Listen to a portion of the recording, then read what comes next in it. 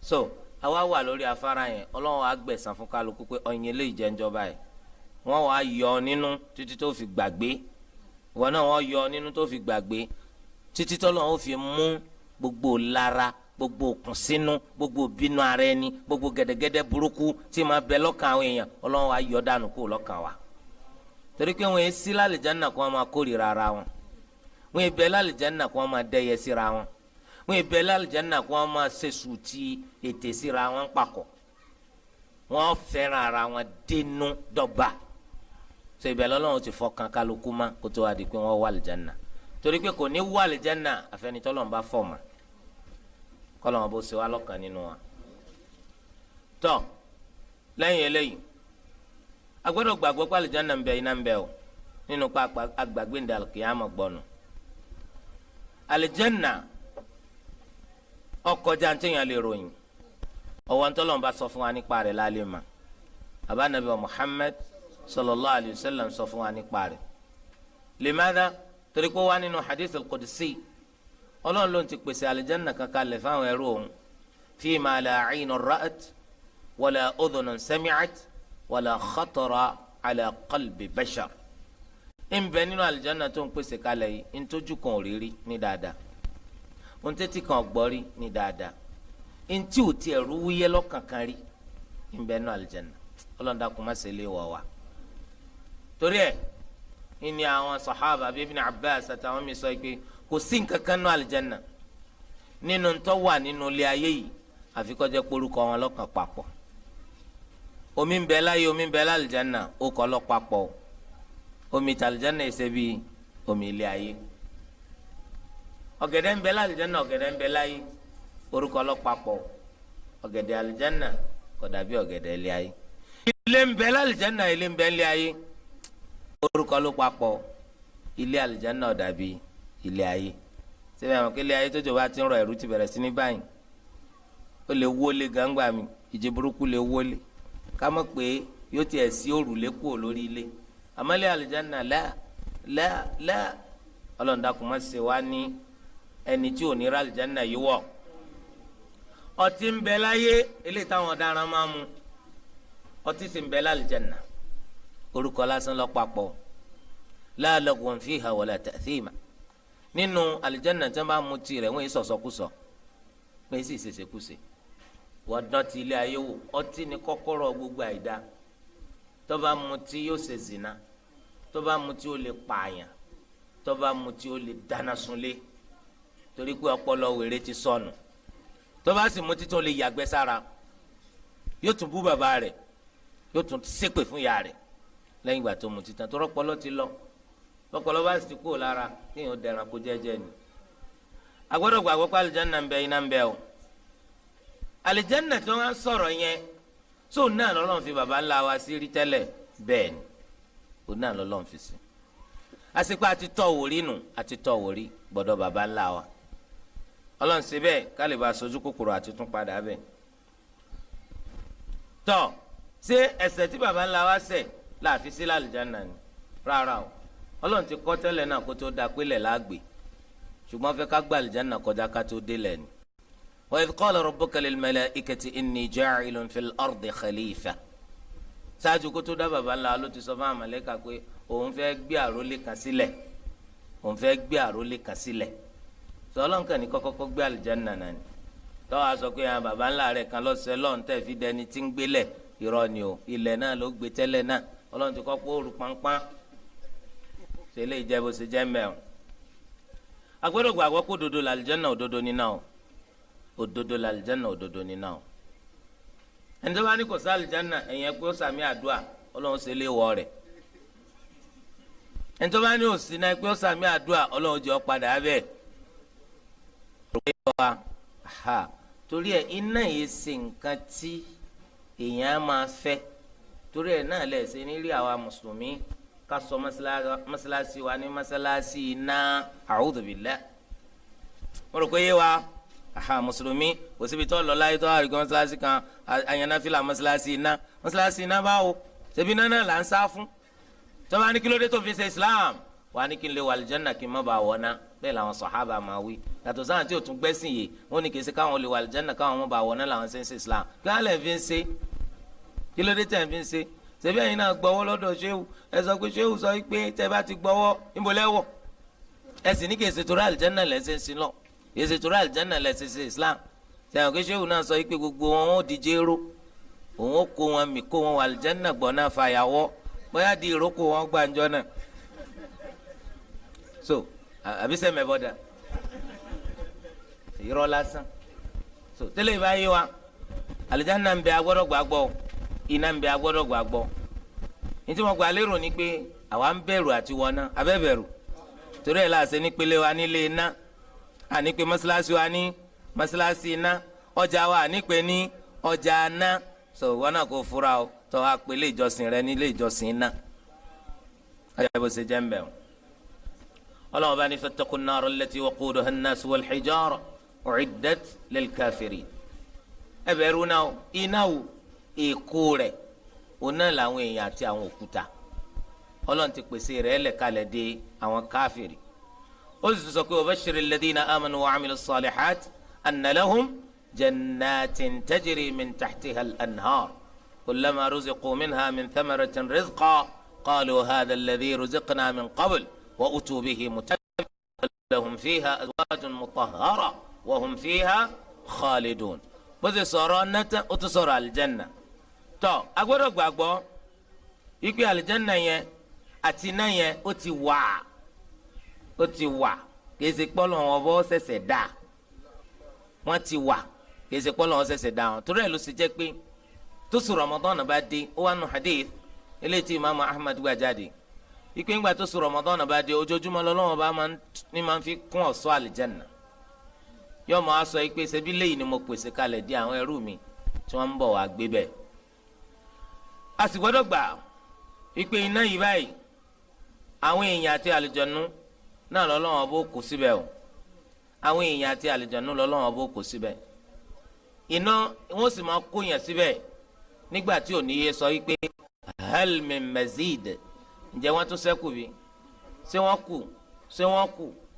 kù kò ní yé sọ bẹ́ẹ̀ torí pọ́lọ́ náà ló ti sàdéhùn ó ní la amla anna jahannama min aljinnati wan nasi ajma'in mo búra ike máa kún jahannam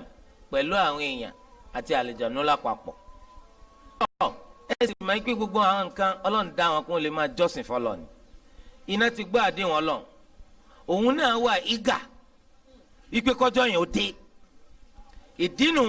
tí iná ké gbàjarè lọ bọ́lọ̀ kótó dijọ́ gbẹ̀ndà al-qiyama ó ní ya Rabbi akala ba'di ba'da ìwọ ọlọ́run apá kan mi ti fẹ́ jẹ apá kan run o torí pé an-naru ta'kulu nafsaha illam tajid ma ta'kulu iná máa jẹra rẹ̀ tí o bá rí ń jẹ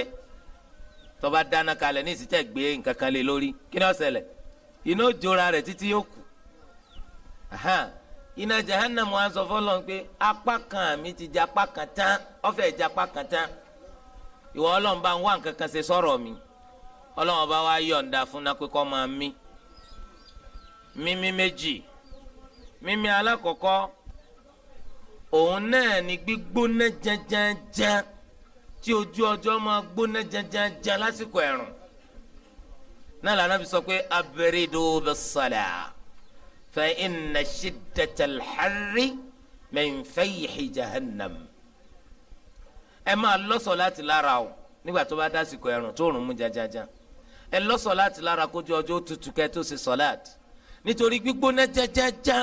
tójú ọjọ́ máa ń gbóná jajaja lásìkò yẹn nínú èémí jahannama ni nínú mímí jahannama ni anabi ní ẹlẹ́ẹ̀kejì ọ̀nà ni zamharir tutù burúkú tí ọjọ́ máa ń tutù lásìkò ọyẹ́ tí máa tutù débi pé máa rọ yìnyín nínú mímí jahannama nù ẹ dákun torí tọ́lọ̀ iná tó ṣe pé mímí rẹ̀ ò jẹ́ àrílẹ̀ ayé gbé lásìkò ẹ̀rùn iná tó ṣe pé mímí rẹ̀ ò jẹ́ wọn orílẹ̀ ayé gbé lásìkò tútù níbi tó tútù ti mú burúkú ẹ dákun ṣé ara wa wà ràn wàláhì tàlá ara wọ̀ ràn o torí ẹ̀ náà lọ́lọ́ sọ pé la yarawna fiha shamsan wala zamharira lálìjánnà ọ̀run ipa wọn o òtútù burúkú ẹ̀ mú wọn ń bẹ̀ o ṣùgbọ́n nínú náà gbogbo ẹ̀ lọ́ba pàdé ń bẹ̀. tọ́ ìgbà tó máa ń kó àwọn èèyàn sínú náà yìí ọlọ́run ló ti yóò kùn kò sì tí ì kùn yóò mọ̀ wá pariwo pé ìwọ ọlọ́run àníkọ́ ẹ tún kó wá sí i kò ní yé sọ bẹ́ẹ̀ tí ọlọ́run ẹlẹ́dàá ó fi gbé ẹsẹ̀ lé eléyìí bẹ́ẹ̀ náà àdìsí tó fi hàn á pé ọlọ́run bá wá ní ẹsẹ̀ ìtọ́dọ́gba pẹ̀lú títóbi àti gbígbàngbàn rẹ̀ ọlọ́run bá ó gbé ẹsẹ̀ rẹ̀ alápọ̀nlélẹ̀ iná ọmọ wa sọ pé kọ́tìn ó ti tó mi o ó ti tó mi iná ọmọ sòrùjọpọ̀ yóò mọ sòrùjọpọ̀ yóò fi ṣe dídí ẹ̀ yóò ti wà ń bẹ̀ nísìn kò ní tóbi látòbi jùmọ́ ṣùgbọ́n àlìjẹ́nà òun ò ní kún torí ra ayé ń bẹ ọ tètè gba Islam lónìí kó tó dọ̀la o àlìjẹ́nà ò ní kún torí ẹ̀ sí ọ̀rẹ́ ìwọ tó ń léyàn kó nu Islam tẹ́ pé wọn nìkan lọ fẹ́ kú bẹ́ẹ̀ sẹ́mi pé ilé lásán tó bá jẹ́ alájà mẹ́ta bó ṣe kéré tó ìyẹn ẹyọkan ò lè gbé bẹ̀ kó dùn mà ò rí ìyàwó tó bá sọ̀rọ̀ kò sọ́mọ tó lè pè kò sẹ́nìkan tí ń bọ́ gbénu lé ọwọ́ á ní aláyà òun ló lè gbélé ńlá aláyà ló lè dá gbélé ńlá tó bá jọ dáràn torí tí o bá jẹ́ bẹ̀ wọ́n nìkan nú adúrú léyìí ògiri kan ọmọ dẹ́rù bọ̀ bó wàá la àlìjánnà tó ṣe pé arduha as-samawati wal-ard ìbú rẹ̀ fífẹ̀ gbogbo sámà méjèèjì àti ilẹ̀ méjèèjì ni kọ́ á jẹ́ pé wọ́n nìkan lọ́ọ́ wọ̀ bẹ̀ torí pé ń bẹ́ẹ̀ nù àwọn èèyàn tó sáfẹ́ yọ gbogbo yẹn kó nù Islam wọ́n fẹ́ kókó nìkan bí ètò ní kí Ọlọ́run má fẹ́ nìkan sí àlìjánnà àfọwọ́n àfa anabi Muhammad sallallahu alayhi wa sallam anabi ni hajjarta wasi'a ntọ́fẹ̀ lọ́fẹ́ sọ di funfun yìí o àlìjánnà ò ní kún wọn náà gba Islam kọ́ wọ àlìjánnà ilé àwọn olóríire nìyẹn anabi sallallahu alayhi wa sallam sọ fún wa nínú hadith nígbà tó ṣe pé àlìjánnà ò ní kún báwo ni ó ṣe wá sí Ọlọ́run wọn dá àwọn ẹ̀dá tuntun tí ò gbélé ayé rí yóò fi wọn kún ààyè tó bá ṣẹ́kù lálìjánnà wala wujuda lil fuqara'i wal masakina wasfan fil janna kò sẹ́nìkan tí ó bẹ nínú àlìjánnà tó pè faqir kò sẹ́nìkan tí ó bẹ nínú àlìjánnà tó pè láláìní gbogbo wọn lọ́lọ́lá ayé nìkan náà ti máa ń pè yàn ní fuqara ṣùgbọ́n wọ́n sọ fún mi pé tó pọ̀ jù nínú àlìjánnà fuqara ò ní wọn ìyẹn ni pé láyé ni wọ́n ti jẹ́ fuqara ṣùgbọ́n lálìjánnà wọn ṣe fuqara àbí kẹ́wọ́n ní faqiru ní ẹni tó ní ìlọ́po ilé ayé yìí lọ́nà mẹ́wàá ṣé faqiru lélẹ́yìn anabi sallallahu alaihi wasallam ní ẹni tí ò ní ga nípò tó nǹkan lálìjánnà ó lẹ́ni tí ó ní tó tó ilé ayé yìí lọ́nà mẹ́wàá ilé ayé pẹ̀lú gbogbo kọ́ńtínẹ́ǹtì tó wà ń bẹ ni o lọ́nà mẹ́wàá Ọlọ́run dákun má ṣe lè wọ̀ wá torí ẹ̀ tó yẹ ká múra sínú o kẹsẹ̀ ká máa múra sí pé máàcì yẹn gbọ́dọ̀ fomi o World Cup ni mo gbọ́dọ̀ wo irọ́ lásán World Cup kọ́ ani kò ọ̀rọ̀ náà gbégbà kò ọ̀rọ̀ náà lọ́njọ́ pé ní alkiyama mélòó ni tó ti ṣe tó ro ipò lè jẹ ọ̀rọ̀ náà lọ ó yẹ ká máa ṣe ìṣirò fúnra wa lójoojúmọ́ o àwọn sẹ́ẹ̀rì tó ṣe ṣé kárí mi ò tí wọ́ bẹ̀ ṣé ò ti bàjẹ́ mọ́ ọ lọ́wọ́ torí ẹ̀ agbọ́dọ̀ máa wò kí là ń ṣe ilẹ̀ ìdíjọ́ gbẹ̀ndẹ̀ alkiyama ya ayyuhalladhina amanu ttaqullah wal tanzur nafsun ma qaddamat lighad wattaqullah inna allaha khabirun bima ta'malun. àtúngbọ́dọ̀ ní ìgbàgbọ́ wípé iná àti àlùjánnà ọmọ abẹ láíláí ni wọn ò ní parun wọn ò ní parẹ́.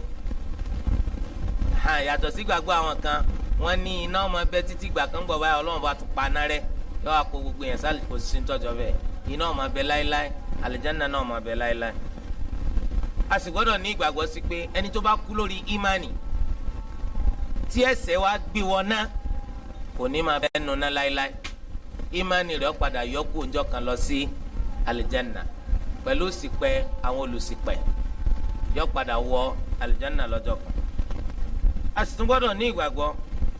ikú Ànábì sallallahu alayhi wa sallam Ọlọ́run bá fún ní al-Kawthar inna a'tainaka al-Kawthar Ibn Abbas ó ní òun náà ní al-khayr alladhi a'tahu Allahu lin-nabi sallallahu alayhi wa sallam ona lórí tọ́lọ̀ fún anabi wa Muhammad sallallahu alayhi wa sallam tó ṣe pé lára rẹ̀ náà ni alḥawd abata anabi Muhammad sallallahu alayhi wa sallam tánàbí ni òóró rẹ̀ ìrìn oṣù kan ni, ìbú rẹ̀ ìrìn oṣù kan ni, ibi tó gùn dé ìrìn oṣù kan ni, ibi tó fẹ̀ dé ìrìn oṣù kan ni. wọ́n wá kó àwọn kọ́ọ̀pù lọ sí àyíká rẹ̀. àwọn kọ́ọ̀pù yìí pọ̀ gẹ́gẹ́ bí ìràwọ̀ tí ń bẹ lójú sámà. gbogbo ẹni tọ́jọ́ ọmọ lẹ́yìn anabi sallallahu alaihi wasallam ni ó mu nínú omi yìí. ẹnikẹ́ni tó bá sì ti mu nínú omi yìí ò ń gbé òní gbẹ mọ́ láéláé. ṣùgbọ́n ìyàlẹ́nu ni pé àwọn kan wọ́n mọ̀ bọ̀ wádìí omi. anabi ó ní ẹ máa bọ̀, àwọn èèyàn mi ni, àwọn èèyàn mi ni. bóòlù anabi ó sì dá wa mọ̀ àmọ́ bá anabi sẹ̀mí. ó wá nù hadith eléyìí tí imaamu Malik gbé jáde nínú Muwatta rẹ̀. wọ́n ní bí anabi lè rè pé bóòlù ó sì dáhùn ẹni tí ó dé mà ó sì rí wọn. ó ní bóòlù èèyàn ṣe ní dáhùn mà nígbà tí àwọn ràkúnmí èèyàn tí wọ́n bá lúpọ̀ mọ́ ràkúnmí yòókù,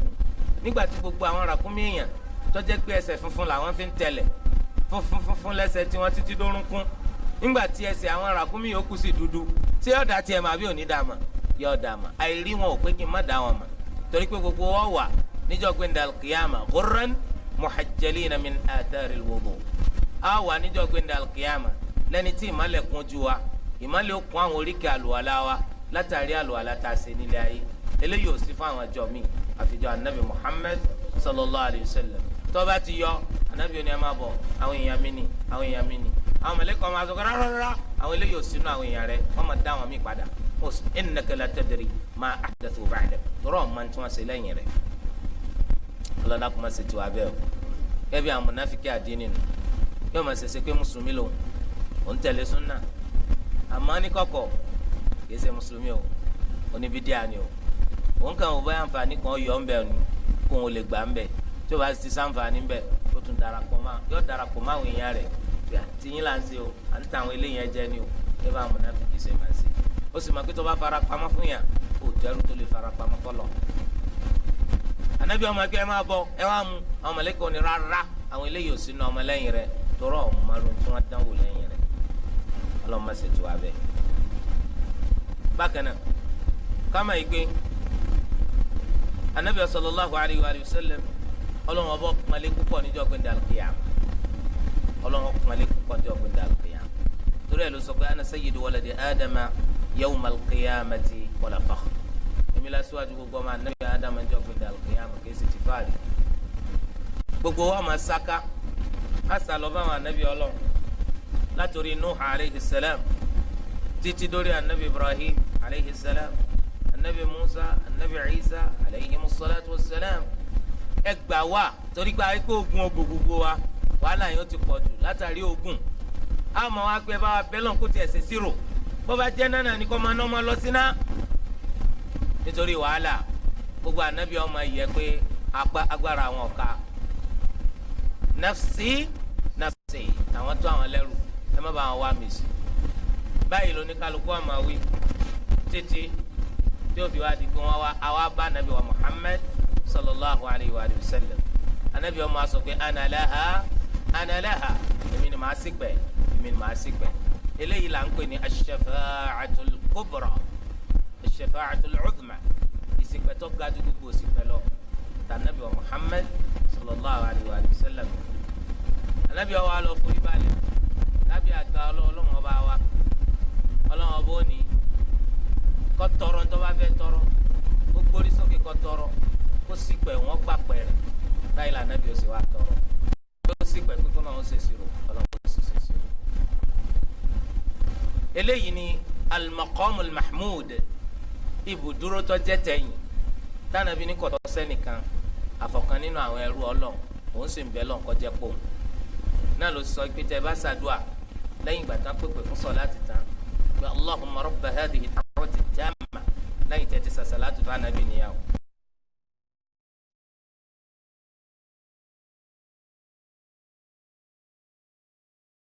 ilẹ̀ òní símá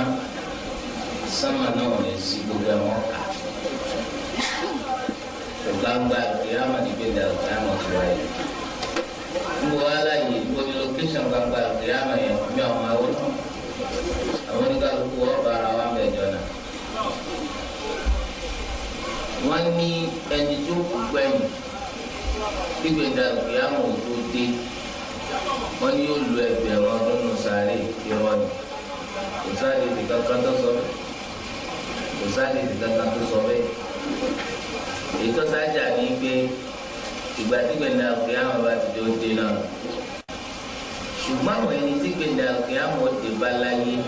àdéhùn fi hàn wá gbọ́ àwọn ẹlẹ́ni ikú jù àwọn ẹni tí ò gbọ́ náà wọ́n bá gbọ́ torí pé gbẹ̀ndà òkè àwọn òde dé àyà àfikọ́jọ́ yìí pé ìgbà tí ò ní sẹ́ni kan ló ké pẹ̀mọ́ ti sọ pé Allah Allah yẹn tó gbogbo èèyàn kò ní sẹ́ni tó gbọ́ lọ́wọ́ àwọn ìgbéǹda òkè àwọn òde bá láyé torí kó tó dìgbà yẹn ọlọ́run yóò ti rán atẹ́gùn kan tí ó fi gbẹ̀mí gbogbo àwọn olùgbàgbọ́ òdodo tó bá sẹ́kù tòyọ́ wá kó àwọn ọ̀daràn yẹn ìgbéǹda òkè àwọn òde bá ìjọ mélòó wá ní ẹni tó bá gbẹ̀yìn yóò ṣe nù sáré kò sọ́jọ́ tí wọ́n ti sọ pé jọ́pẹ́ náà kí àwọn tó bá dé yóò bá wọn kan tí ò tẹ̀ ní lójọ́ kankan nù sáré torí tó lọ́ọ́ bá ti gbẹ̀mí wọn tán ní ìsìnkú gbogbo èèyàn tán ọlọ́run ti tún gbé gbogbo àdìdí lẹ́ẹ̀kan náà ọ̀rọ̀ ẹgbẹ̀rún ọdún ọ̀sẹ̀ tọ́nà bá pa gbogbo èèyàn rún tán gbogbo àtẹ̀mí tó bá pa wọn rún tán ẹ̀yìn rẹ̀ náà nígbè dàgbé àwọn òsèlè tọ̀rọ̀ pé ó lọ ẹgbẹ̀rún ọdún ọ̀sẹ̀ lẹ́yìn náà ká kíyèsí láàrin láwùjọ tiwa ọ̀pọ̀lọpọ̀ ọ̀dà pẹ̀lú ká wá mà àlọ́pọ̀ nínú ìjọ máa ń pè ní mà fún wa ẹ̀ka máa sọ̀rọ̀ ọ̀pọ̀ tí bàbá kan sọ bàbá kan náà sọ ẹ̀ka arúgbó sọ̀rọ̀ tí máa ń sọ̀rọ̀ ẹ̀sìn máa ń sọ bọ́ọ̀lù sọ ànábì sọ̀rọ̀ bá àdìsí tí ó bá ti sẹ́ẹ̀lì máa sọ̀ sọ̀rọ̀ pé ẹni tó kú gbẹ́yìn ló gbẹgbẹ̀rún ọdún sáré kò sí tọ́jú bẹ́ẹ̀ kò sí lápọ̀lẹ̀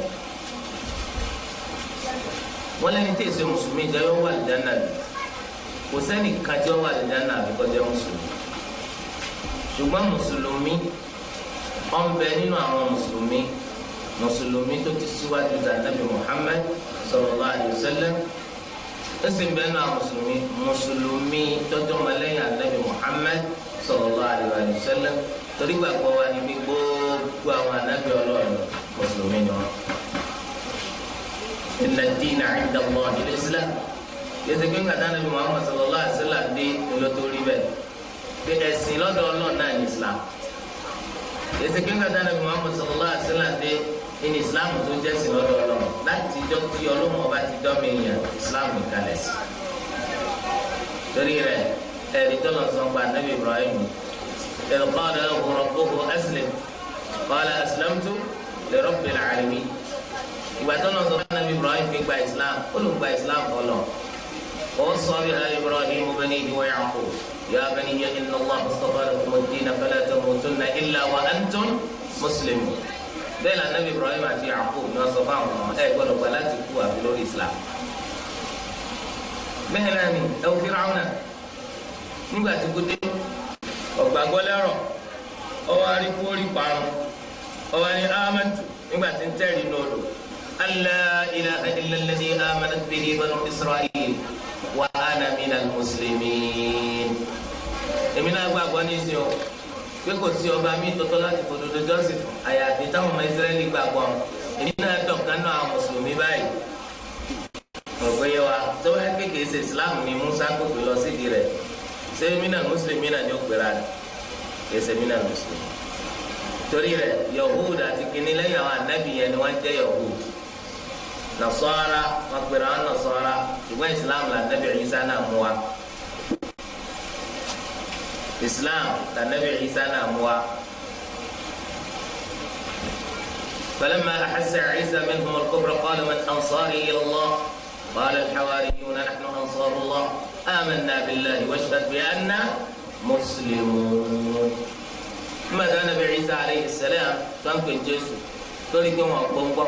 هو صفان الصحابة تاني وانا ميلو لولي يسير الله شوفي لو سؤال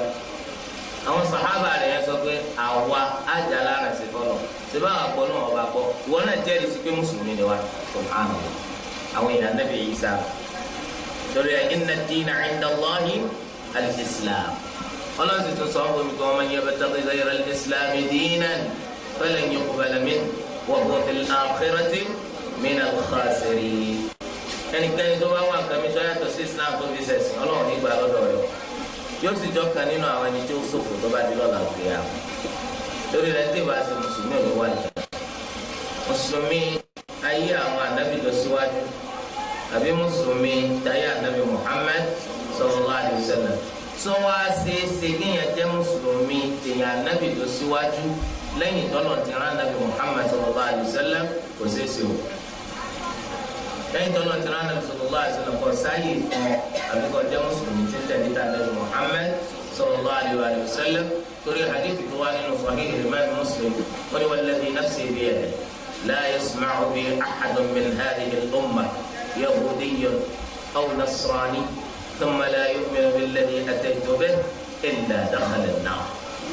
mo fi ọlọ́mọ bá tẹ́mi mi bẹ lọ́wọ́ rẹ̀ búra ẹnìkan nínú ọjọ́ ikú ní gbọ́ nípa mi ó ń tí ọjọ́ Yahudi àwọn Júù àwọn Nasrani tẹ́ǹpẹ́ Christian lẹ́yìn náà ọgbọ́n parí èsì tó kọ̀ ọgbọ́n parí ọgbọ́n pa tó wà fúnra nàbì ọgbọ́n nípa Islam kọ́ wá pọ̀ láti tẹ̀lé Islam ànábì ní kò ń fọlọ́ ọ̀bùra pé náà yọ ọ́ tẹ̀lé ìjẹ́bù tó ṣe jẹ́. wọ́n ní kí ni ìtumọ̀ ad-Dajjal ad-Dajjal ìtumọ̀ rẹ̀ lédè Lárúbáwá òpùrọ́ ńlá òpùrọ́ ńlá ẹni jẹ́ ad-Dajjal ìyẹn kan ní tí ń bọ̀ tọ́lá wọn fi fìtínà gbogbo àwọn èèyàn tó bá ṣẹ́kù láyé 40 days péré ni ó lò àmọ́jọ́ alákọ̀ọ́kọ́ yóò dàbí ọdún kan ìjọ kejì yóò dà gẹ́gẹ́ bí oṣù kan ìjọ kẹta yóò dàbí ọ̀sẹ̀ ìjọ kẹrin títí dókun yóò wà dàbí 100 days torí rẹ̀ làwọn èèyàn ṣe bí Ànábì sallallahu alaihi wasallam lè tọ́jọ́ ìbábá wa láyé kó láti á ṣe ọjọ́ tá dàbí ọdún kan sọ láti mélòó láti bẹ́ẹ̀ Ànábì lẹ pé gbogbo rẹ̀ ẹ pé gbogbo rẹ̀ pé ó ti tó kápá ti ṣe sọ̀rọ̀ láti márùn nísìn àtúbẹ̀rẹ̀ márùn àtúbẹ̀rẹ̀ márùn àtúbẹ̀rẹ̀ márùn àtúbẹ̀rẹ̀ márùn lọ́jọ́ kan ètò pé sọ̀rọ̀ láti márùn péré náà lákàtí ara o kò kọ́ tẹ́rù rẹ̀ là ẹ pé gbogbo tọ́ eléyìí ni ad-Dajjal ǹjẹ́ ẹ mọ̀ ike nǹkan mi tún bẹ tọ́ba Ànábì lẹ́rù fún wa ju Dajjal lọ ó ní akhawfu ma akhafu alaykum kí n tọ́ba mi lẹ́rù jù fún yín kọ́dà ọba lẹ́rù jù Masihi Dajjal lọ tọ́tí bí Masihi Dajjal ṣe burú tó eléyìí tó ba lẹ́rù jù bẹ́ẹ̀ lọ ó ní ash-shirkul asghar ìṣẹ́bọsọ́nà lẹ́bọ̀ tó kéré wọ́n ní kíni ó ní àríyá kárí mi nítorí pé àwọn èèyàn ká kárí mi kún kọ̀dà bí ẹni tó lọ wó lulẹ̀ níwájú ọ̀sà yóò máa ṣẹbọ yún gbogbo onífura Ànábì lọ́kùn lẹ́rù fún wa ju Dajjal náà torí máa bá yàn ṣẹjẹ gbogbo tó rò kó ṣe torí tó náà kò ní sí ládàá ọwọ́ àwọn àjọ gbé dàrú kíyàmà lábẹ́ àsíá gbogbo ẹ̀ ó ti fò dànù wọ́n ti sòfò rẹ̀ kọ́nà wọn sì fò abẹ́ ilé ìjọba. láyé Ànábì sallallahu alaihi wasallam ọmọkùnrin kan nínú àwọn ọmọ Yahud ọyọjú wọn ń pè ní Ibn Sayyad àwọn àṣìṣe rẹ bẹ́ẹ̀ jọ ti Dajjal tọ́ wa mú fura dání bẹ́ẹ̀ ni Umar ó gbìyànjú àti pa pé káyọ̀ tiẹ̀ sí mi Ànábì wa ni in yakunhu falan tusallat alayhi tó bá jẹ́ kó ní Dajjal náà ọlọ́run ní fún ọ lágbára láti pa tọ́lá kọ́lẹ̀ ti gbẹ pété ní ọ̀pá Ànábì Ìsá alayhi salam tó bá tiẹ̀ wá jẹ́ kó ní ajẹ́pẹ́ mi ó tiẹ̀ pa kò sí dánàbí Ìsá lè sí dánàbí wo lè ṣe jù bẹ́ẹ̀ sallallahu alaihi wasallam Ànábì wa dán Ibn Sayyad yẹn o mo fi kankan pa wọn fún ọ kí ló kọ rẹ̀ lórí tó bá jẹ́ Dajjal kò bá sọ ọ ní dùn Ànábì ní kìí sọ torí tí mo fi pamọ́ fún ni dọ́kàn lẹ́nu pé kò péjà ọdún dọ́kàn níta náà bí sì fi pamọ́ ni kí ni dọ́kàn èéfín orí péjà ajá pé kìí sọ tẹ́lẹ̀ yìí wọ́n ní tí bàbá yẹn bá jẹ́ aládàáda lẹ̀ bàbá sì kú lórí àdàáda lẹ̀ sá lè ṣàdúrà bẹ́ẹ̀ ni alẹ́ ṣàdúrà fún tó bá gbé àdàáda lẹ̀ tí bàbá ṣe kú yẹn kìí ṣe tó lè sọ yàrá kèfèrí yẹsẹ gbogbo àdáda lẹ ló máa ń sọ yàrá kèfèrí tó ọmọ kankan pẹ sọ ọmọ tó ń tara rẹ̀ jẹ káyé Ànábì sọ pé wa kullu bid'atin dalalah gbogbo àdáda lẹ ànú ni wọ́n á ní ní lọ́dọ̀ tẹ kèfèrí ni ẹgbólódò. Àánú ó túmọ̀ sí kó lè jẹ́ shirk, ó lè jẹ́ kufr, ó lè jẹ́ fisq, ó sì lè jẹ́ ma'siyah. ọ̀rọ̀ yẹ wa al-Imam Ibn Taymiyyah rahimahullah nínú tírà Iqtida' as-Sirat al-Mustaqim ó lè tó ti ẹ̀pọ̀ jù nínú bíbí àtàwọn èèyàn ṣe min qabil al-makruhat lábẹ́ makruh lọ́kọ́ sí. tẹ́tí ọba ti gbẹ́sìn yìí kíkà wọ́n fẹ́ yọ àwọn èèyàn kúrò nù rẹ̀ torí pé gbàtí wọ́n bá gbọ́ nǹkan yìí bó ṣe sì náà lọ́fẹ̀ẹ́ sí ara yòókù lọ́nà láti ń pèpè kíkà kọ́ gbalẹ̀jọ́ lọ ẹni tí láti kọ́ mà gbogbo rán àdánilẹ́kọ̀ọ́ yìí yóò jẹ́ kí wọ́n ní enlightenment ní kí ẹsẹ̀ kọ́ ní ọ̀sán olùmọ̀ onídìí láti wáyé mà kí wọ́n náà fi mà fúnra rẹ̀ and not everybody can do that. àwọn ọmọ ọba àwọn ẹtọ́ bá yẹ kí wọ́n lọ wá àwọn lọ wá àwọn yẹn kó kàn kọjú bá sẹ́ wọn. So I need the electrician, I need the physician,